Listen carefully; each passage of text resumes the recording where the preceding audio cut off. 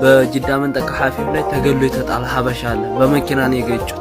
እኛ ለአረብ ስደት ያለ ምሳት ስንቱን አቃጠለው፣ ስንቱንም ለብልቦ ስንቱንም ነጠለው። አይ ስደት የሳቱ ወላፈን ወንድም በራስ ሀገር ሆኖ እንኳን በሰው ሀገር ምን ያ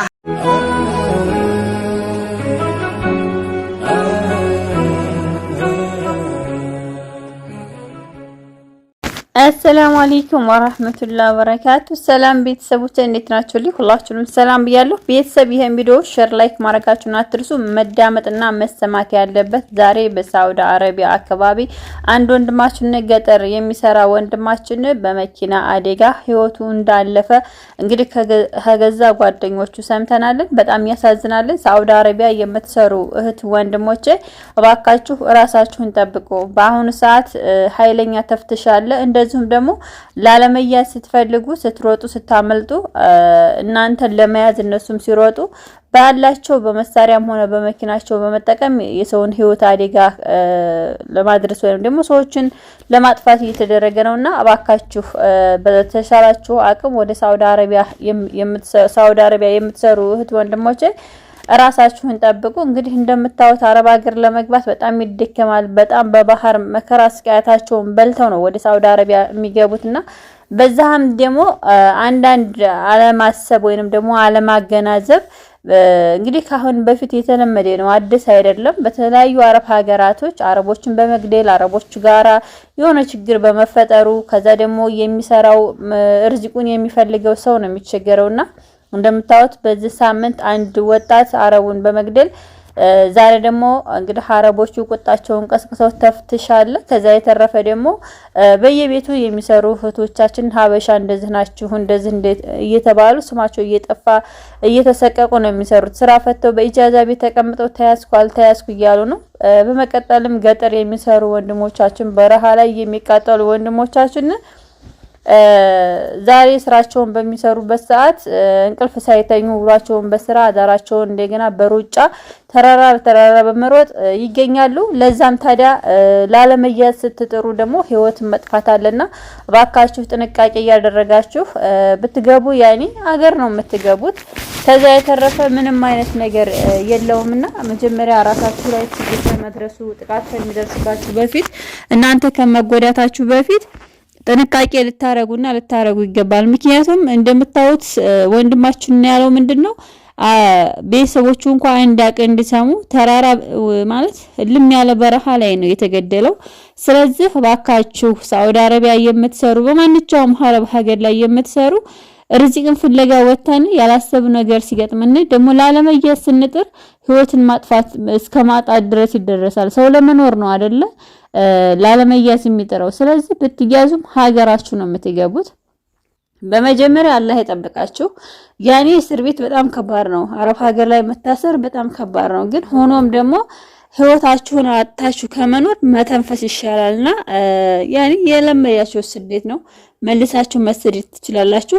እባካችሁ ራሳችሁን ለመጠበቅ ሞክሩ። በረሃ በልቷችሁ በውሃ ተስባችሁ በባህር ስንት መከራና ስቃይን አሳልፋችሁ ከዛም ቦታ ላይ ደርሳችሁ እናንተ ባልጠበቃችሁት ነገር ችግር በተፈጠረ ቁጥር ከደሃው ላይ ነው እንግዲህ አርማ የሚባለው። ሁልጊዜም ተፍትሽ በሚመጣ ሰዓት አንዱ መስራት የሚፈልገው አንዱ ደግሞ ሀገሪቱን ማበላሸት የሚፈልግ የሰዎች ላይ ጉሮሮ ላይ መቆም ነውና አባካችሁ በድጋሚ ልላችሁ የምፈልገው ልፍ ቢሉ ልፍ ይገኛል፣ ደሃ ቀውላል ሞቱን ይመኛል። ልፍ ሁሉም ነገር ያልፋልን። ህይወታችሁ ከማለፉ በፊት ራሳችሁ ላይ ጥንቃቄ ማድረግ አለባችሁ። እንግዲህ ወንድማችንንም አላህ ሙስሊም ከሆነ አላህ ይማረው፣ ሌላ ሃይማኖትም ተከታይ ከሆነ ፈጣሪ ይማረው። ለሞላ ቤተሰቦቹ ፈጣሪ ማጽናናትን ይስጥ። እኔ ልላችሁ የምፈልገው አረብ ሀገር ላይ ስንሰራ ለማግኘት ብቻ አይደለም። ሰው ላይ መኖር ራሱ ከቻለ ማግኘት ፈጣሪ ባለለት ነው የሚያገኘው። ነገር ግን አረብ ሀገር ላይ የወጣ ነው እንዲያልፍልን አይደል እንዴ? ለምንድነው ኢትዮጵያ የምገባው ቤት ሳልሰራ ምናምን?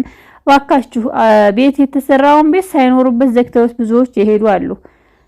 እና ጤና ከሆናችሁ ሁሉም ነገር አለ። ከዛ የተረፈ አረብ ሀገር ላይ የምትሰሩ የመዳም ቅመሞችዬ ሶሻል ሚዲያ ላይ የምትፖስቱትና ወይንም ደግሞ አረብ ሀገር ስትሄዱ ለምንድነው ግን አረብ ሀገር ላይ ስንሰራ አረቦች ቤት ስንሰራ ማለት ነው የሆነ በቃ ሐረከታችን በጣም የሚያስጠላ ነው። ኢትዮጵያ ሆነን ደግሞ ለምንድነው አረብ ሀገራትን በቃ ከኛ ሀገር የተለየ ልዩ ሀገር አድርገን የምናያት? መጀመሪያ ሳንወጣ በፊት ምን አይነት ሰዎች ነበርን? ከወጣንስ በኋላ ምን አይነት ሰዎች ነን? እና እንግዲህ እህታችን እንደምታዋት መዳም ቤት የምትሰራ ናት። ነገር ግን ከመዳም ቤት ወጣ ሹፌሩ ጋር እንደዚህ ስትሯሯጥ ነው ካሜራ ቀርጿት ምናምን ነገር በመጨረሻ ራሷን ወደ ሌላ ችግር ውስጥ የከተተችው። ለምንድነው ሐረብ ቤት ስትሰሩ ማለት ኢትዮጵያን ለመልቀቅ በጣም ብዙ መከራ ታሳልፋላችሁ። ፓስፖርት በማውጣት መኪና በመፈለግ ተሳካ ፕሮሰሱ ምናምን ከዛም በኋላ እንደገና አረብ ሀገር ሄዳችሁ በኋላ ለምንድነው እንደዚህ አይነት ችግር ውስጥ የምትገቡት? የእናንተ ሄዳችሁት እኮ ከኢትዮጵያ ተነሳችሁ አረብ ሀገር የወጣችሁት ለምንድነው?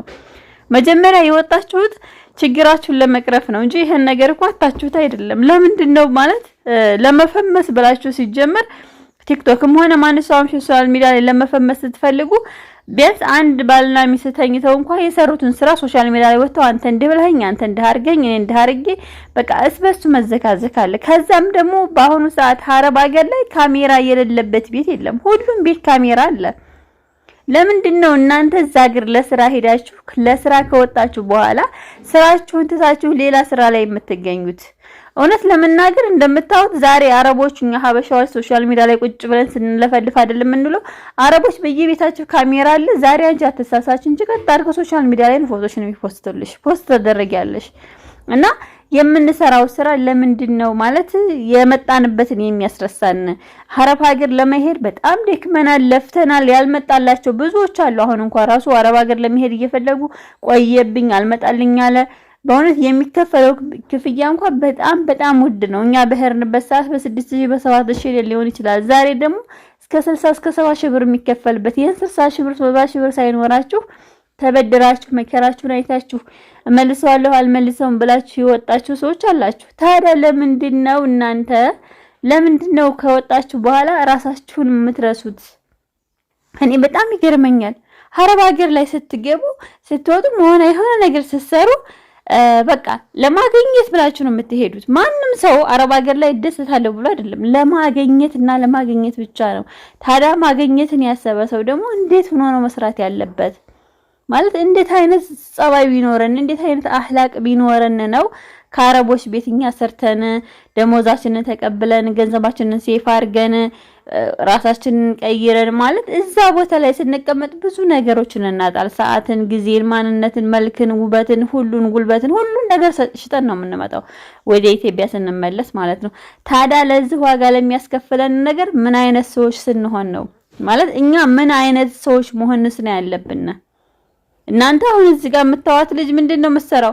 ከሹፌሩ ጋር እየዘለለች ነው፣ ከሹፌሩ ጋር እየተሯሯጠች ነው። ታዲያ ይሄን አንቺ ነገ የራስሽ ህይወት ምን ታያሳስብሻል? ምን ያስጨንቅሻል? እኔ አላቅም። አሁን ላይ ጊዜው ይሁን ንፋሱ ይሁን በጣም የሚቀያይረን ነገር አለ። በጣም ይሁን ቀይር የሚያረገን ነገር። ታዲያ እኔ አላቅም። በእውነት አንዳንድ ጊዜ ማለት አላቅም።